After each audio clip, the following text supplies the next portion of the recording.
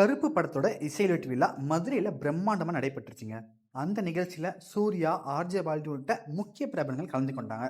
ஆனால் படத்தோட ஹீரோயினான நடிகை திரிஷா மட்டும் வரவில்லை. அது மட்டும் பேசும் பொருளாச்சு. இப்போ நடிகை திரிஷாவுக்கும் படக்குழுவுக்கும் இருக்க பிரச்சனை திரிஷாவின் பதிவால் உறுதியாக இருக்குன்னு தான் சொல்லணும். ஆடியோ லான்ச்சுக்கு போகாது ஏன் என ஒருவர் கேட்க திரிஷா அதற்கு பதில் அளிச்சிருக்காரு. எனக்கு அழைப்பே வரலன்னு மட்டும் குறிப்பிட்டிருக்காரு. மேலும் தற்போது திரிஷாவுக்கு மட்டும் தனியாக டீசர் வெளியிட்டிருக்க நிலையில அதற்கு ஒரு நெட்டிசன் திரிஷா படத்தில் இருப்பதே மறந்து விட்டேன்னு கமெண்ட் செஞ்சிருந்தாரு.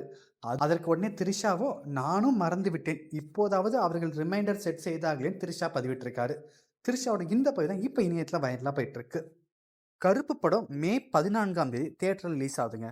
இந்த படத்தை ஆர்ஜே பாலாஜி இயக்கியிருக்காரு. இதற்கு சாய் அபியங்கர் இசையமைச்சிருக்காரு. இந்த படம் தமிழ், கன்னடா, தெலுங்கு ஆகிய 3 மொழிகளில் ரிலீஸ் ஆக உள்ளதுங்க. ஏற்கனவே டீசர் வெளியாகி நல்ல வரவேற்பு பெற்ற நிலையில் கருப்பு படத்துக்கு ரசிகர்கள் மத்தியில் பெரும் எதிர்பார்ப்பு இருக்குன்னு தான் சொல்லலாம். சூர்யாவோட கேரியரில் மிகப்பெரிய பிளாக் பஸ்டராக இருக்கும்னு எதிர்பார்க்கப்படுது.